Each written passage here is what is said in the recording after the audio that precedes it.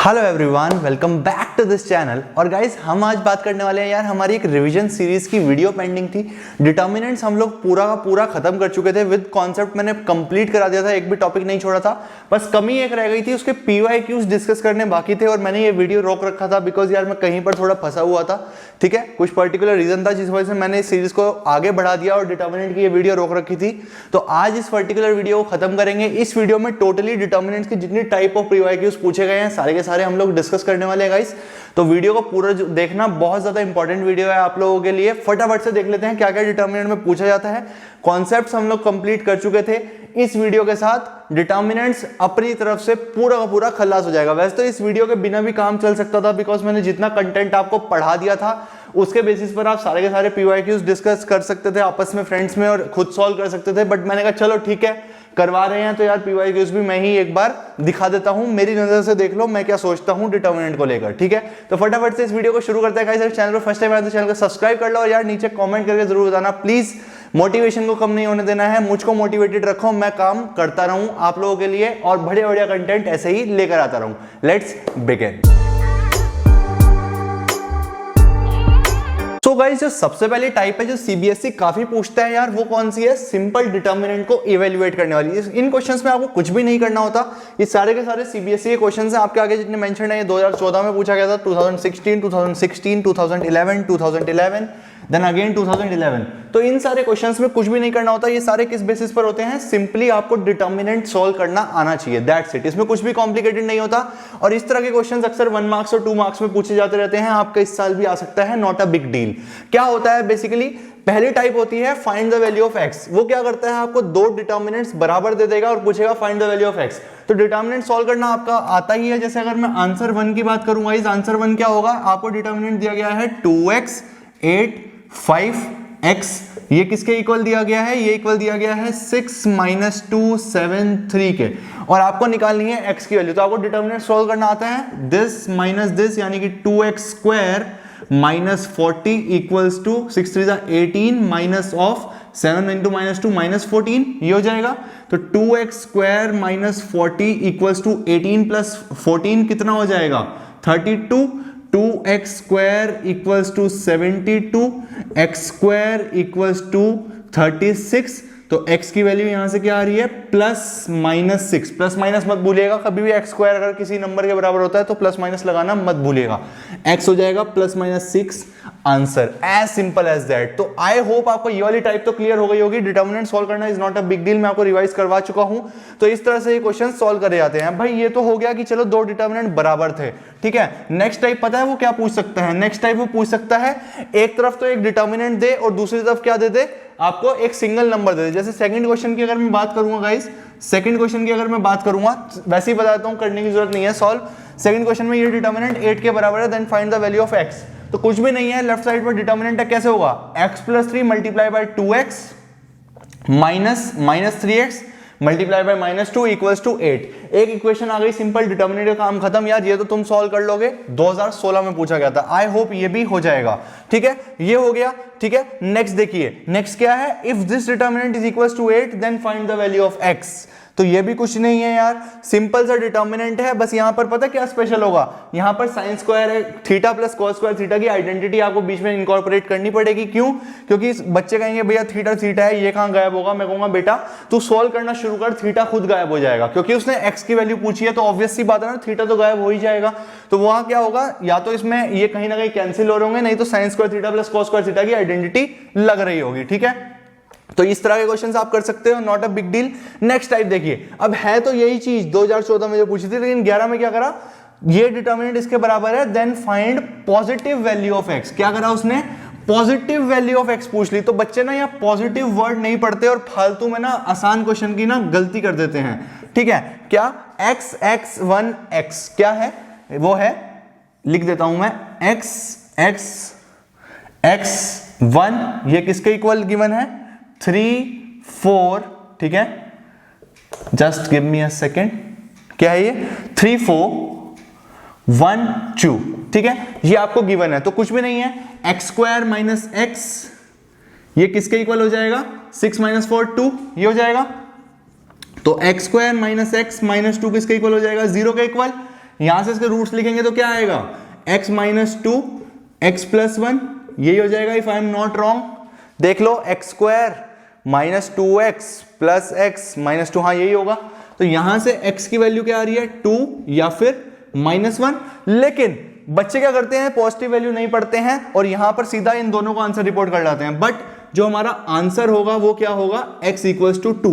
ऐसा क्यों हुआ, क्योंकि बेटा वो पॉजिटिव वैल्यू पूछ रहा है। ध्यान से क्वेश्चन को आंखें खोल के पढ़ना, तभी क्वेश्चंस अच्छे से होंगे, नहीं तो आपको आता साता सारा कॉन्सेप्ट आप गलत कराओगे। आंखें खोल के क्वेश्चन पढ़ना, डिटर्मिनेंट्स में वो घुमाता है, वो पूछ लेगा find the value of x where x is a natural number. देखो जैसे उसने यहां पर नेचुरल नंबर बोल दिया था, ठीक है, उसने यहां पर नेचुरल नंबर बोल दिया था। तो अगर सेकंड वाले क्वेश्चन के केस में अगर दो रूट्स आते हैं और एक नेगेटिव नंबर हो एक पॉजिटिव नंबर हो, तो क्योंकि x नेचुरल नंबर है तो आपको सिर्फ नेचुरल नंबर वाला केस आंसर में रिपोर्ट करना है। तो इन बातों का खास ध्यान रखना। देखो यहाँ पर x belongs to natural number उसने लिख दिया है छोटा सा, लेकिन बच्चे यहाँ पर x की सारी वैल्यूज दिखाएंगे।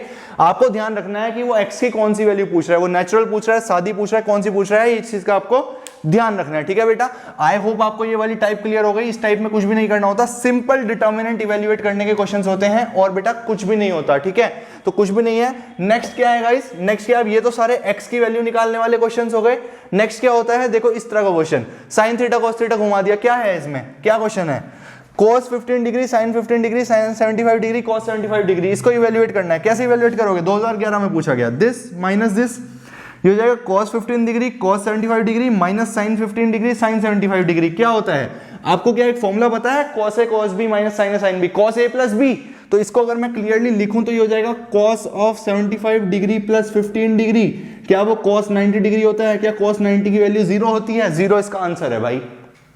था क्या इसमें, आंखें खुली रखना और फंडे क्लियर रखना, पेपर तो यार बिल्कुल आसान आता है सीबीएसई का। ठीक है, ध्यान रखेंगे। आई होप आपको ये टाइप क्लियर हो गई।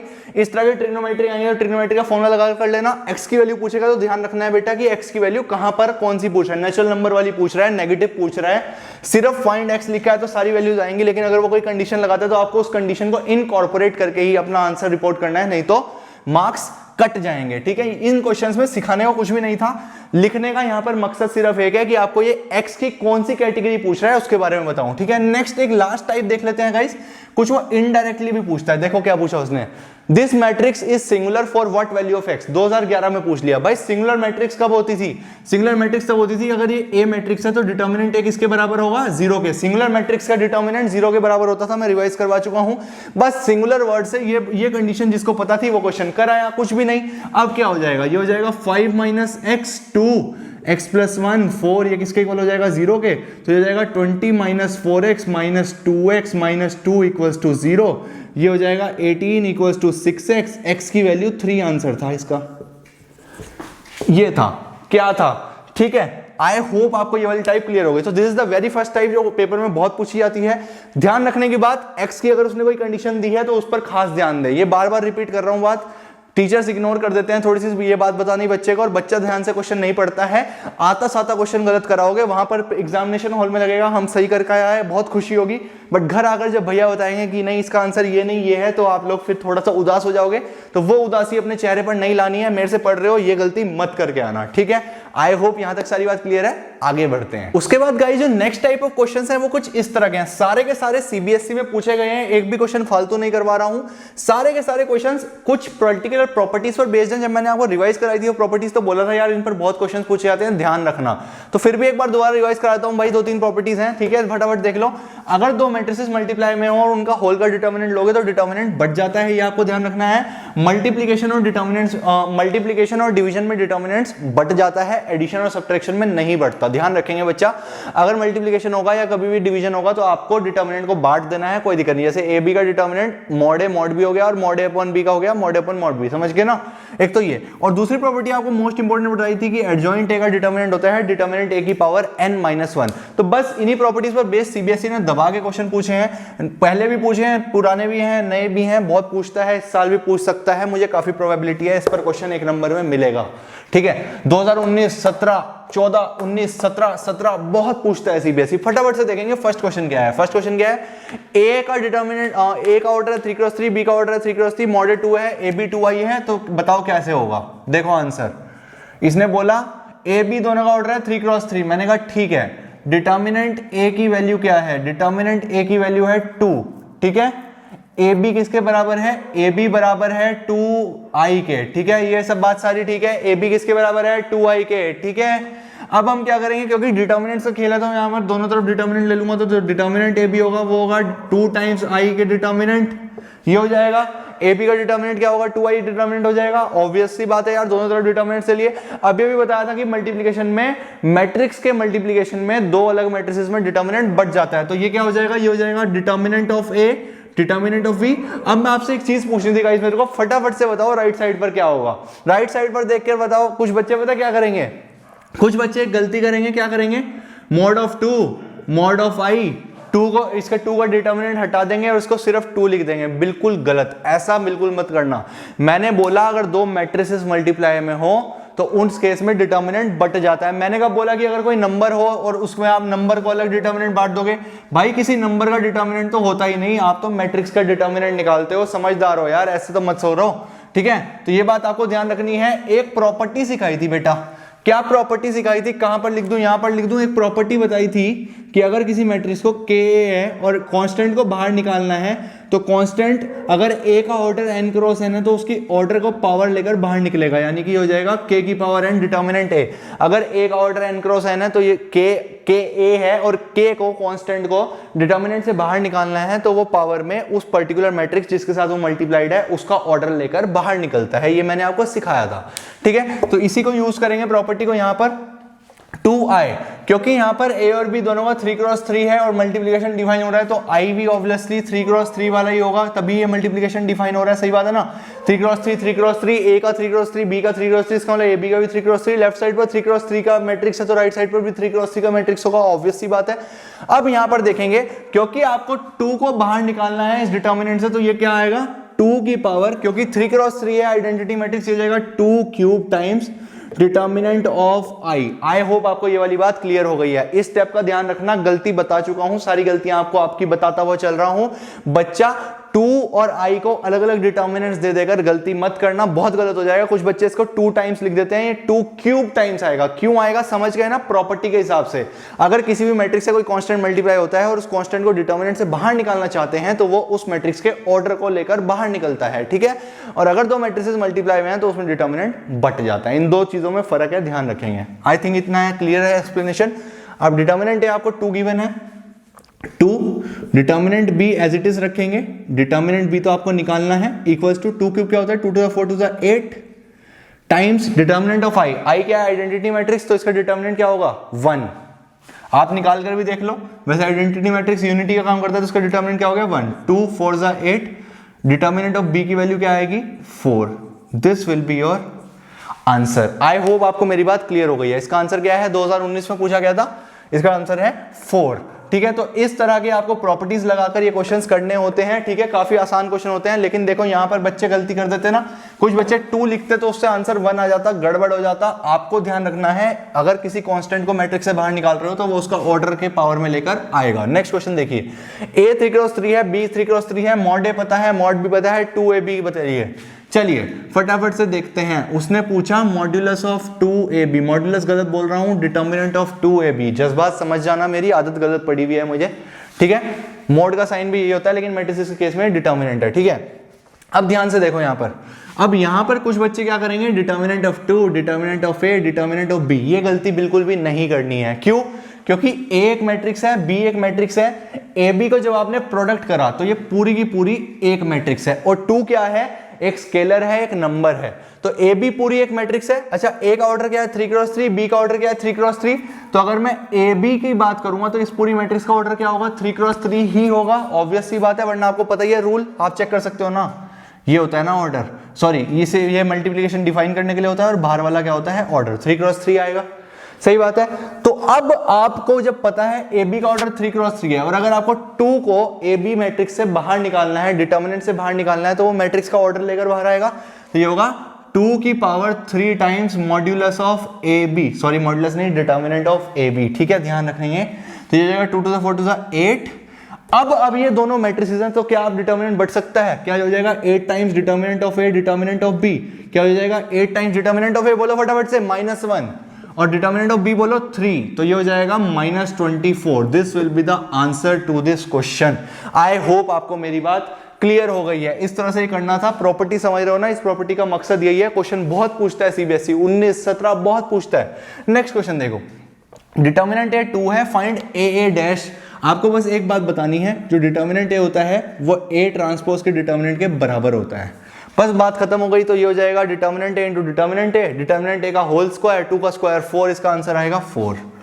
I hope the question is clear. ठीक है, क्यों बराबर होता है? बिकॉज अगर किसी को प्रॉपर्टीज पढ़ रखी है, आपके सिलेबस से इस साल हट गया है, लास्ट ईयर था, अगर किसी ने प्रॉपर्टीज पढ़ रखी हो तो रोज एंड कॉलम्स के इंटरचेंज करने पर डिटर्मिनेंट वैल्यू की फर्क नहीं पड़ता। और ट्रांसपोज क्या होता है? एक पर्टिकुलर मैट्रिक्स का रो कॉलम का इंटरचेंज। ठीक है, तो इसलिए बराबर होता है। नॉट अ बिग डील, ध्यान रख ले यार, काम आ जाएगा, कहीं ना कहीं क्वेश्चन पूछे तो कर दियो। ठीक है, तो बहुत आसान था, ये बात आपको ध्यान रखनी है। ठीक है, नेक्स्ट क्वेश्चन देखिए बाबू, if A is 3x3 determinant A is not equal to 0, और आपको गिवन है 3 टाइम्स ए का whole determinant equals to k times determinant A. k की वैल्यू बताइए। a का ऑर्डर क्या है? 3x3। a का ऑर्डर क्या है? 3x3। अगर 3 को इस a से बाहर आना है डिटर्मिनेंट के, तो कितनी पावर लेकर आएगा? a के ऑर्डर के बराबर, यानी कि 3 की power 3 times determinant of a equals to k times determinant of a। क्योंकि determinant of a non zero है, नॉन जीरो है तो क्या मैं कट कर सकता हूं, इससे ये कैंसिल हो जाएगा। अगर नॉन जीरो ना होता तो लेफ्ट साइड पर लाकर कॉमन लेता। ठीक है, ये बात आपको पता होगी, नॉट अ बिग डील। तो इससे मैंने ये कैंसिल कर दिया, क्योंकि डिटर्मिनेंट है नॉन जीरो के बराबर दिया हुआ है, तो k की वैल्यू क्या आ गई? 3 क्यूब, क्या 27। 27 is the answer. I hope this thing is clear guys. तो आई होप इस प्रॉपर्टी को आप अच्छे से यूज कर पाएंगे अब। ठीक है, गलती मत करना, इस प्रॉपर्टी का यूज लेना। कोई भी अगर कांस्टेंट आप मैट्रिक्स से बाहर निकाल रहे हो, डिटर्मिनेंट से, मैट्रिक्स से जो मल्टीप्लाइड है, तो वो मैट्रिक्स का ऑर्डर लेकर बाहर आता है, ना कि डायरेक्टली। ठीक है बेटा, I hope it is clear. Let's move forward, फटाफट से देखिए नेक्स्ट क्या है। डिटर्मिनेंट ए का ऑर्डर पता है 3x3, डिटर्मिनेंट ए 9 है, 2 एडजॉइंट ए की वैल्यू बतानी है। फटाफट से देख, 2 एडजॉइंट ए के डिटर्मिनेंट की वैल्यू कब पूछा था? 2019। अरे ये तो ताजा पूछा है, 21 में भी पूछ सकता है, कोई बड़ी बात नहीं होगी। ठीक है, तो एडजॉइंट होता क्या था, याद है क्या? चलो छोड़ो, जो भी होता था, मैट्रिक्स होती थी ना एक। अरे कोफैक्टर्स के ट्रांसपोज का यार मैट्रिक्स नहीं होती थी क्या? तो एडजॉइंट एक मैट्रिक्स होती थी। मैट्रिक्स है, एडजॉइंट है, और उसके साथ 2 मल्टीप्लाइड है कांस्टेंट। अब बता दो तुम, ए का ऑर्डर 3x3, यानी कि इसमें कोफैक्टर्स भी 3x3, मतलब 9 कोफैक्टर होंगे। 9 कोफैक्टर से बनने वाली मैट्रिक्स का ऑर्डर भी 3x3, यानी कि एडजॉइंट ए का ऑर्डर 3x3, बिकॉज ए का ऑर्डर 3x3, तो एडजॉइंट ए का भी 3x3। इसका मतलब अगर इस 2 को इस डिटर्मिनेंट से बाहर आना है, तो ये एडजॉइंट ए की ऑर्डर लेकर बाहर आएगा। ऑर्डर क्या है इसका? 3x3, तो हो जाएगा 2 cube times determinant of adjoint ए। ये बात क्लियर हो गई होगी। बस यही फंडा है, ये प्रॉपर्टी जिसको पता है वो निकाल ले जा रहा है। क्वेश्चन हार्ड नहीं है, बट थोड़ा सा ध्यान रखना है। ठीक है, तो ये हो जाएगा 8 टाइम्स एडजॉइंट ए। अब आपको बताया था एडजॉइंट ए क्या होता है? डिटर्मिनेंट ए की power n-1, where n is the order of A. तो इसको क्या मैं लिख सकता हूं? डिटर्मिनेंट ए की पावर n-1। n क्या है यहाँ पर? यहाँ n क्रॉस n की जगह क्या है? 3x3, तो ये हो जाएगा डिटर्मिनेंट ए की पावर 3-1। ये दूसरी प्रॉपर्टी हो गई। एक बात बेटा ध्यान रखना, जिनको 100 मार्क्स लाने हैं, ब्रैकेट में लिखते चलना ये चीजें, कि जो एडजॉइंट ए होता है वो डिटर्मिनेंट ए की पावर n-1 होता है, वेयर n इज ऑर्डर। ठीक है, सिमिलरली अगर आपका k a टाइम्स हो तो वो k की पावर n टाइम्स a हो जाता है, where a n cross n हो। तो ये प्रॉपर्टीज जो ब्रैकेट में लिखता चलेगा, 100 नंबर उसी के आएंगे। जो बच्चे ये डायरेक्टली लगाएंगे ना मन में, खुद को नहीं समझाना है कि मेरे को पता है और मैंने लगा दी। टीचर को पता लगना चाहिए कि आपने ये प्रॉपर्टी यहां पर यूज करी है। तो ये ब्रैकेट्स में आप sine square theta plus cos square theta equals to 1 भी लिख रहे हो बेटा, तो वो भी ब्रैकेट में लिख कर आना। ठीक है, this is the thumb rule. Okay, तो आगे बढ़ते हैं। ये हो जाएगा 8 टाइम डिटर्मिनेंट ए का होल स्क्वायर। क्या डिटर्मिनेंट तेरे को गिवन है? 9 गिवन है, तो 9 का होल स्क्वायर 81। तो इसका तू आंसर क्या लिख देगा? निकाल लियो आंसर, मैं क्यों टेंशन। सही बात है ना, कैलकुलेशन तो कर लोगे यार। ऐसे मत करो, ऐसे मत देखो मुझे, शक की नजरों से मत देखो मुझे। चलो नेक्स्ट क्वेश्चन। डिटर्मिनेंट ए 4 गिवन है, ए इनवर्स की वैल्यू बताओ। ए का ऑर्डर है 2x2। ओके, देखो फटाफट से भाइयों और बहनों, फटाफट से देखो। ए इनवर्स क्या होता था? Adjoint A upon determinant of A. इसको लिख दूं, determinant of adjoint A upon determinant of A. ये हो जाएगा डिटर्मिनेंट ऑफ एडजॉइंट ए। सही बात है, ध्यान से देख एक बात, एडजॉइंट ए एक मैट्रिक्स है, डिटर्मिनेंट ए एक नंबर है। एडजॉइंट ए एक मैट्रिक्स है, डिटर्मिनेंट ए एक नंबर है। 1 by determinant A multiplied by adjoint A, A का ऑर्डर 2 क्रॉस 2, तो एडजॉइंट ए का ऑर्डर भी 2 क्रॉस 2। अब अगर मेरे को 1 बाय डिटर्मिनेंट ए को डिटर्मिनेंट से बाहर लाना है तो क्या ये 2 पावर लेकर आएगा? क्या ये एडजॉइंट ए हो गया? समझ मेरी बात समझ। डिटर्मिनेंट होता क्या है? एक नंबर ही तो होता है। ये बहुत बढ़िया क्वेश्चन है, इस पे इंपॉर्टेंट लगा यार, ये बात तुम्हें समझ आनी चाहिए, जिसको समझ आएगी वही सीख पाएगा। ध्यान से देखो, डिटर्मिनेंट ए होता क्या है? एक नंबर होता है ना।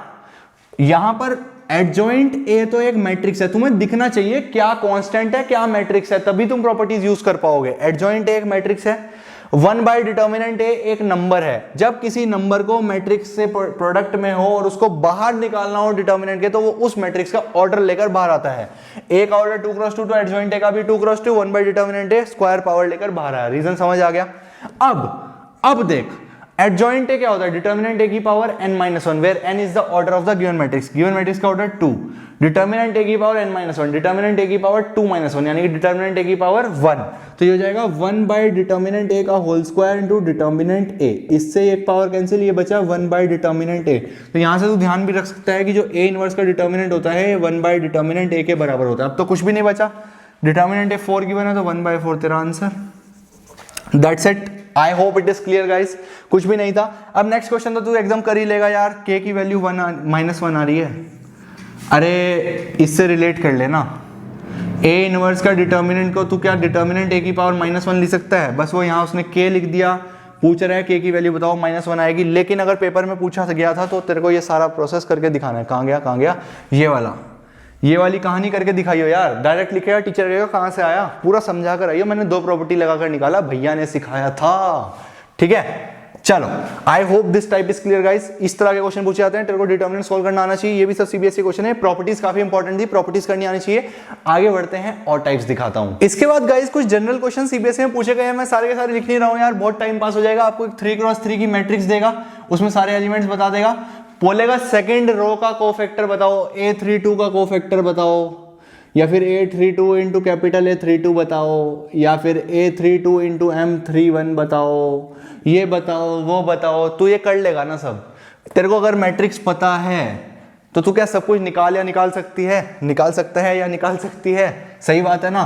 तो बस ध्यान रखना बेटा कि अगर इस तरह की कोई भी मैट्रिक्स दे तो आपको सारे के सारे एलिमेंट्स निकालने आने चाहिए। ये बात तुमको ध्यान रखनी है, सब लोगों को ध्यान रखना। अगर कोई भी मैट्रिक्स गिवन हो, उसका माइनर, उसका कोफैक्टर, उसका एडजॉइंट, उसका फलाना, उसका ढिमकाना, ये जनरल चीजें तुम्हें निकालनी आनी चाहिए। सीबीएसई में पूछ लेता है। ठीक है, एक प्रॉपर्टी सिखाई थी, कौन सी भला? a इंटू एडजॉइंट ए बराबर एडजॉइंट ए इंटू ए बराबर डिटर्मिनेंट ए इंटू आई, ये सिखाई थी। कभी कभी पता है क्या करता है, ए मैट्रिक्स दे देगा, बोलेगा कि ये प्रॉपर्टी वेरीफाई करो, तो उसमें तुम्हें क्या करना पड़ेगा? एडजॉइंट ए तुम्हें खुद से निकालना पड़ेगा, फिर तुम ए को एडजॉइंट ए से मल्टीप्लाई करके एक मैट्रिक्स निकालोगे, फिर तुम एडजॉइंट ए को ए से मल्टीप्लाई करके एक मैट्रिक्स निकालोगे, फिर तुम डिटर्मिनेंट ए निकालोगे, उसको आइडेंटिटी मैट्रिक्स से मल्टीप्लाई करोगे, फिर निकालोगे, फिर तुम कहोगे देखो ये तीनों सेम है, हेंस वेरीफाइड। दिहाड़ी का क्वेश्चन है, 6 नंबर में पूछ लेता है, कभी कभी पूछ लिया तो करना तो पड़ेगा ही भाई।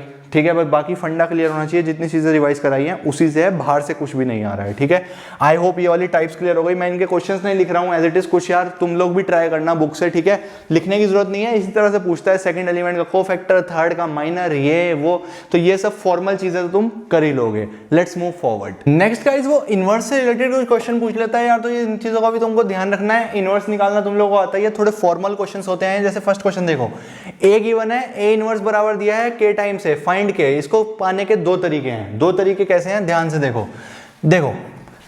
या तो तुम्हें ए पता है तो तुम इसका एडजॉइंट ए निकाल लो, तुम इसका डिटर्मिनेंट ए निकाल लो, फिर ए इनवर्स निकालो जो कि होगा दिस अपॉन दिस, यानी कि adjoint A upon determinant A.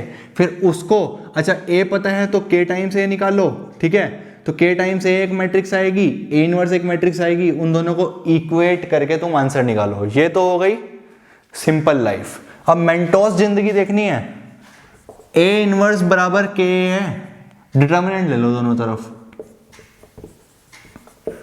2x2 matrix है, तो ए इनवर्स तुम्हें दिखाया था 1 बाय डिटर्मिनेंट ए के बराबर होता है। 2x2 है तो एक के की पावर 2 डिटर्मिनेंट ए, ये हो जाएगा। ठीक है, डिटर्मिनेंट ऑफ ए निकालना बहुत आसान, यहाँ तो निकालना ही था। डिटर्मिनेंट ए क्या है, -4 -15, ये हो जाएगा -19। तो कुछ इस तरह से इसमें पुट कर दो, -19 इंटू -19, तो 1/19 का होल स्क्वायर मान लो, के स्क्वायर के बराबर, के आ गया 1/19 के बराबर। As simple as that.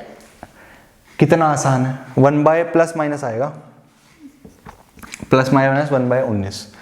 तो इसमें और इसमें देखो कितना आसान है। यहाँ पर मैंने डिटर्मिनेंट निकाल कर आंसर निकाल दिया और यहाँ पर पता नहीं क्या क्या करना है। ठीक है, ये हो गई मेंटोस जिंदगी। तो ये चीजें भी जहाँ पर मौका मिले लगा मारना। ठीक है, I hope this is clear. Let's move forward. Next देखो, मैट्रिक्स गिवन है, तुम लोगों को ए ट्रांसपोज का इनवर्स निकालना है। ए पता है तो ए ट्रांसपोज निकल जाएगा। ए ट्रांसपोज एक नई मैट्रिक्स है, उसका इनवर्स निकालना तुम्हें आता ही है, इसमें कुछ नहीं कर सकता मैं। माइनर निकालो, कोफैक्टर निकालो, एडजॉइंट निकालो, एडजॉइंट ए अपॉन डिटर्मिनेंट ए, इसका डिटर्मिनेंट निकालो, आंसर निकालो।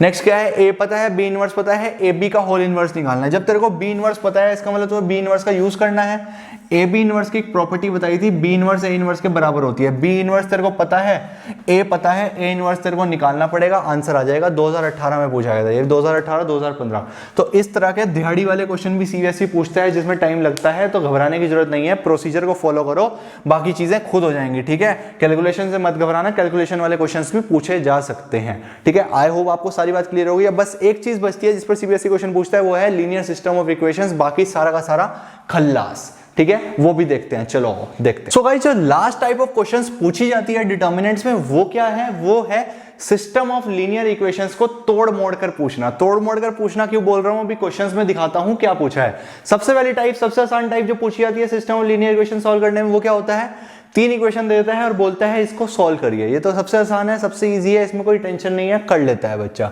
उसके बाद आती है ये वाली टाइप, क्या बोलता है, if A is this find A inverse Hence solve the system of equations, और 3 इक्वेशंस देता है।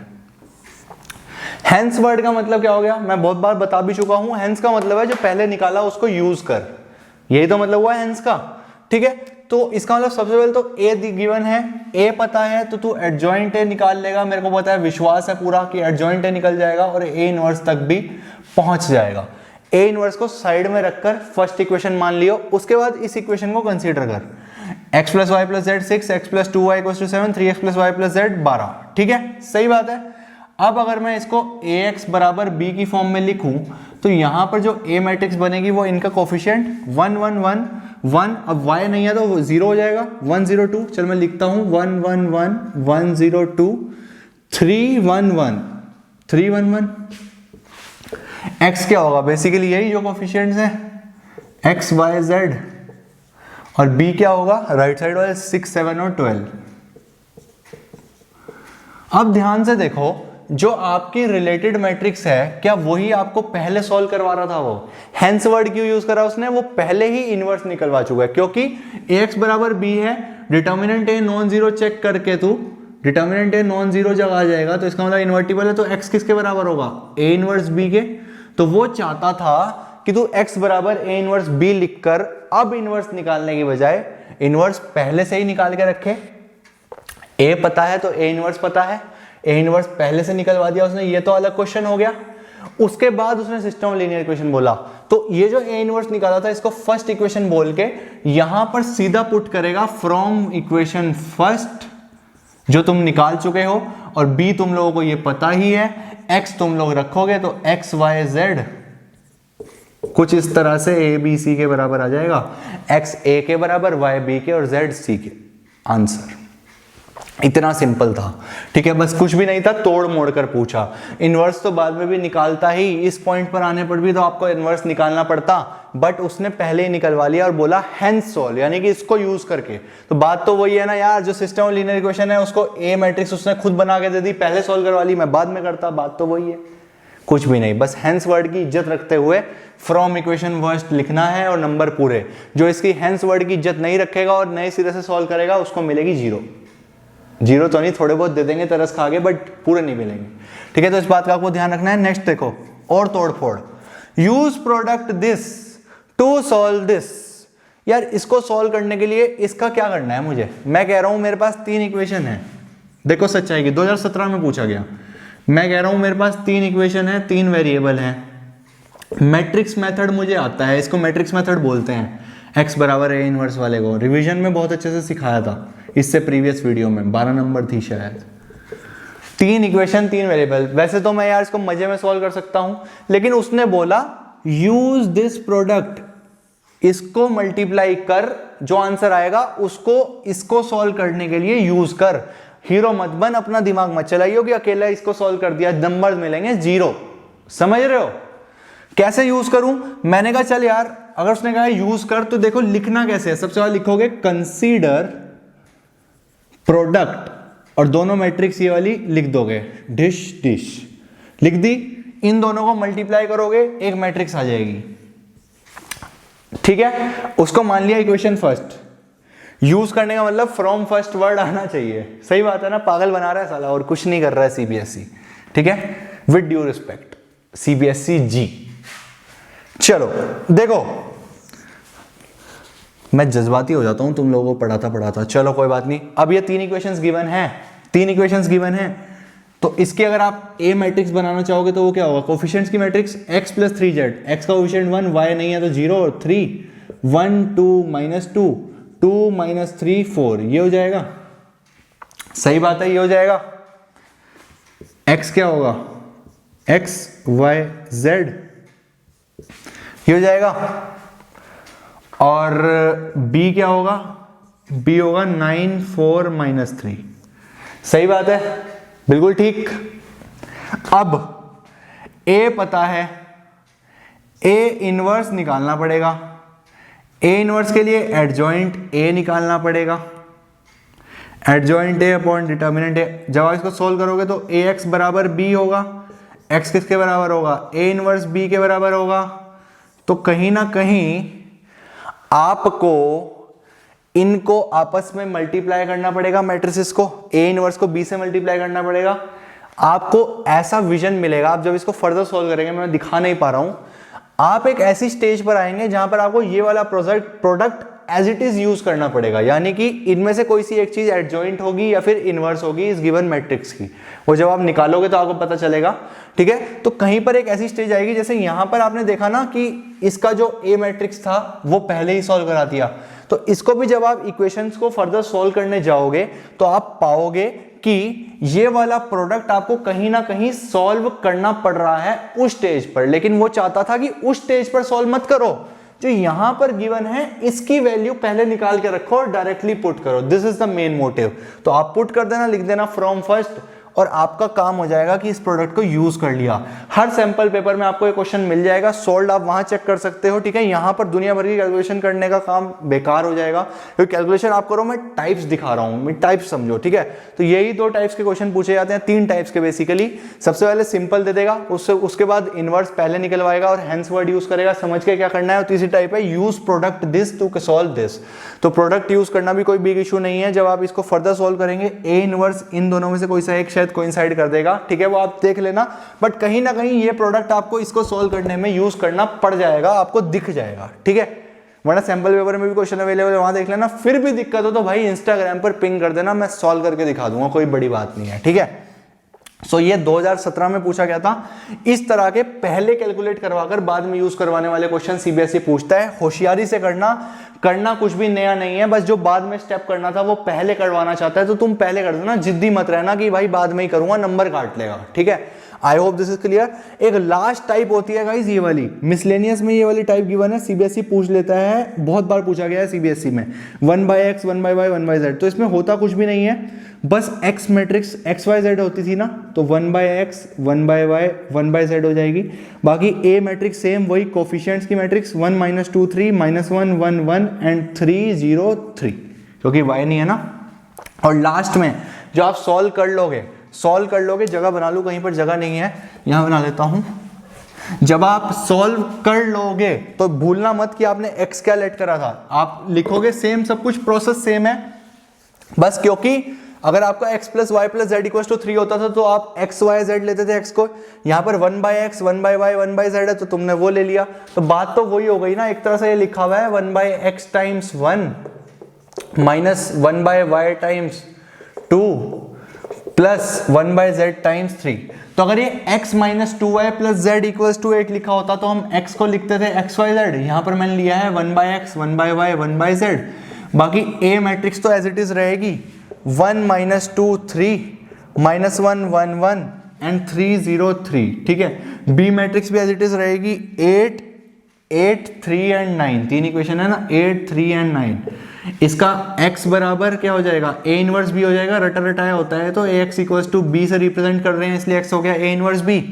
a पता है, a इनवर्स निकल जाएगा b से मल्टीप्लाई करके, कुछ इस तरह की सिचुएशन आ जाएगी 1/x 1/y and 1/z equals to 1/12 1/18 and 1/21, कुछ इस तरह से आपको मिल जाएगा। अब यहां पर बस गलती मत करना, वो आपसे 1/x 1/y 1/z की वैल्यू नहीं पूछ रहा है, वो आपसे पूछ रहा है x y और z की वैल्यू। तो x y और z की वैल्यू कैसे निकलेगी, 1/x अगर 1/12 के बराबर है तो x हो जाएगा 12 के बराबर, सिमिलरली y हो जाएगा 18 के बराबर और z हो जाएगा 21 के बराबर। बच्चे पूरा क्वेश्चन ठीक करते हैं, ये क्वेश्चन लिखवाने का यहाँ पर मकसद ये है कि बस एक लास्ट चीज याद रखना कि इसको उल्टा करना मत भूलना, क्योंकि आपको निकालनी है वैल्यू x y z की, और उसने आपने लेट किस में करा है 1/x 1/y 1/z। बच्चे क्या करते हैं, x की वैल्यू लिखते हैं 1/12, y की 1/18 और z की 1/21। बेटा ये बिल्कुल गलत हो जाएगा, और यही सिखाने के लिए भैया यहाँ पर आपको क्वेश्चंस लिखकर दिखा रहे हैं, ठीक है। आई होप आपको सारे के सारे क्वेश्चंस क्लियर हो गए। This is all about determinants. अब मेरी तरफ से determinants including word problems complete हो चुका है। जो अटेम्प्ट करना हो, जहां से करना हो कर लो, आई डोंट केयर, एक भी क्वेश्चन नहीं अटकना चाहिए, ठीक है। एक लास्ट चीज होती है गाइस, वर्ड प्रॉब्लम्स। कुछ नहीं है, डरने की जरूरत नहीं है, सिर्फ लंबी लंबी कहानियां लिखी हुई होंगी। वैसे मेरे को अगर टाइम मिल गया लास्ट में तो यार मैं वर्ड प्रॉब्लम्स पर एक डेडिकेटेड वीडियो बना दूंगा, नॉट अ बिग डील। कहानियां लिखी हुई होंगी, वर्ड प्रॉब्लम का जब आप सार लिखोगे मैथमेटिकली तो आपको इस तरह की 3 इक्वेशंस ही देखने को मिलेगी और कुछ भी नहीं होता वर्ड प्रॉब्लम। फिर भी अगर तुम्हें दिक्कत आती है तुम एक बार अपनी साइड से अटेम्प्ट करो, अगर दिक्कत आती है तो नीचे कॉमेंट सेक्शन भर देना पूरा word problem word problem word problem. मैं फ्री टाइम निकालकर आपको एक वर्ड प्रॉब्लम पर भी पूरी वीडियो डेडिकेटेड करवा दूंगा, ठीक है गाइस। सो आई होप ये वीडियो आपको अच्छे से क्लियर हो गई है। अगर अच्छी लगी हो तो फैला देना पूरी वीडियो को और सपोर्ट करते रहो, इसी तरह से और वीडियोस आती रहेंगी। अपना प्यार बनाए रखो चैनल के साथ और शेयर करते रहो। Okay then guys, goodbye and have a good day.